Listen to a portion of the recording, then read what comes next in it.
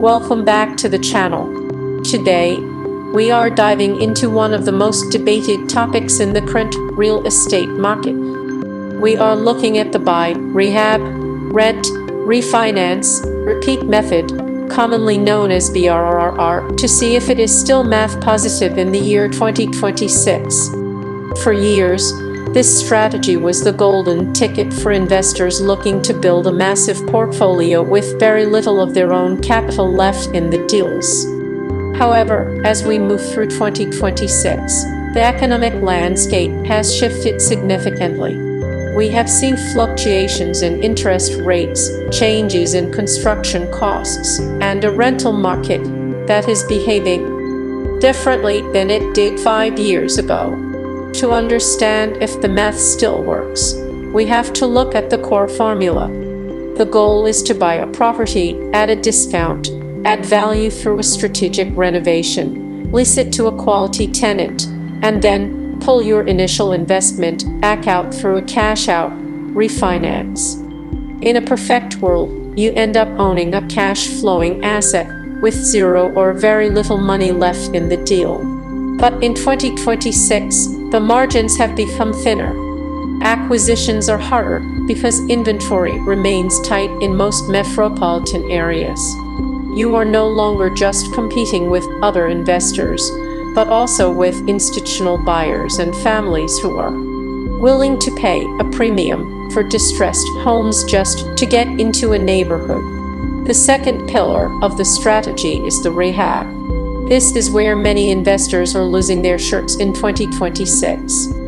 Material costs have stabilized somewhat compared to the post-pandemic spikes, but skilled labor is more expensive than ever. If you do not have a reliable crew, or if you underestimate your renovation budget by even 10%, your entire math-positive projection can crumble. You must be precise with your numbers. You need to account for holding costs, permits, and the unexpected structural issues that always seem to appear when you open up a wall.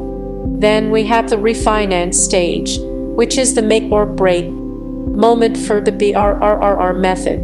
In 2026, lenders have become more conservative with their loan-to-value ratios. While we used to see 8% LTV cash-out refinances regularly, many banks are now sticking closer to 70 or 75%. This means your forced equity from the renovation must be substantial to cover your initial purchase price and the rehab costs. If the appraisal comes in lower than expected, you might find yourself with tens of thousands of dollars stuck in the property, which effectively ends the repeat part of the cycle for investors with limited liquidity. Despite these challenges, the answer to whether it is still math positive is a cautious yes, but it requires a much higher level of expertise than it did in the past. You cannot simply buy any house off the MLS and expect it to work. Success in 2026 requires finding off-market deals where the purchase price is low enough to leave room for the refinance. You also need to be a master of the after-repair value calculation. You must look at the most recent comparable sales and adjust for the current interest rate environment. Because if buyers cannot afford to buy the house next door, the appraisal on your rental property will reflect that downward pressure.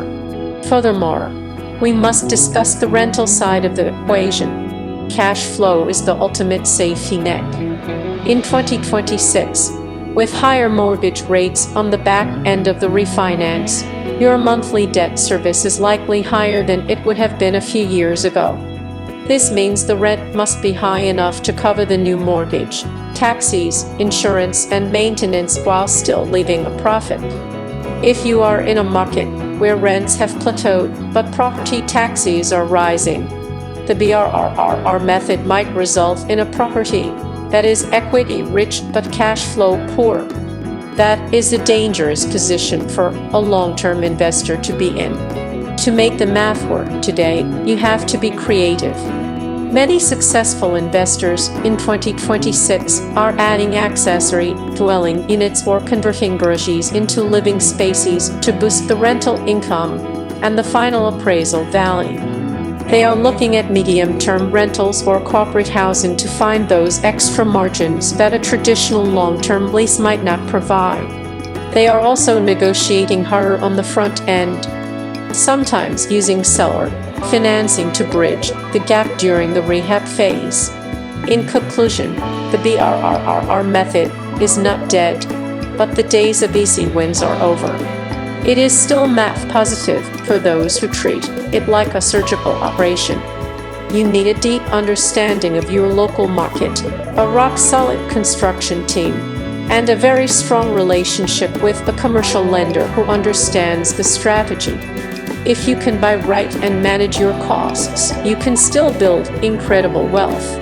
But if you are guessing on your numbers, the 2026 market will be very unforgiving. Stay disciplined, keep your spreadsheets updated, and always leave a buffer for the unexpected. The real estate landscape has evolved rapidly over the last few years, and many investors are asking if the classic BRRRR strategy still holds up in 2026. To answer this question, we have to look beyond the surface level and analyze the actual data driving the housing market today. For a long time, the buy, rehab, rent, refinance, and repeat cycle was seen as a guaranteed path to wealth.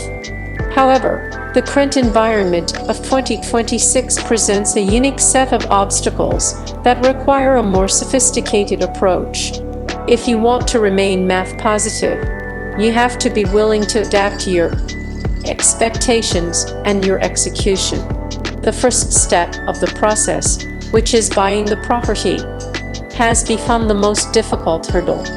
In 2026, the inventory of distressed properties is at a historic low in many regions because homeowners are holding onto their low-interest mortgages from years ago.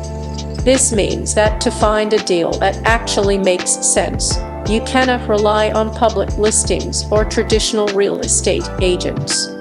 Successful investors are now spending more money on direct-to-seller marketing, such as direct mail and digital advertising, to find motivated sellers before their properties hit the open market. The purchase price is the most important variable in the entire equation because you cannot fix a bad buy on the back end. Once you have secured a property at the right price, you enter the rehab phase. In 2026, we are seeing a significant divide between investors who manage their own projects and those who hire general contractors. Because labor costs have continued to rise, the only way to keep the math positive for many small-scale investors is to have a very high level of personal involvement or to have an equity stake in a construction company. You have to be extremely strategic about which renovations actually add value. In today's market, cosmetic upgrades like luxury vinyl plank flooring and modern lighting fixtures are standard, so you often have to go further by adding square footage or improving energy efficiency to see a real jump in the appraisal. The rental market in 2026 is also showing signs of a shift. While rents are still high, the pace of growth has slowed down in many major cities. This means you cannot simply assume that your rent will increase by 5% every year. When you are calculating your potential cash flow after the refinance, you must use conservative rental estimates. If the property does not cash flow at today's market rent with a 7% interest rate, then the deal is simply too risky. You must also account for higher insurance premiums, as climate-related risks and general inflation have caused property insurance costs to skyrocket over the last 24 months. The refinance stage is where the math is tested most severely. In 2026, the debt service coverage ratio, or DSCR, has become the primary tool that lenders use to evaluate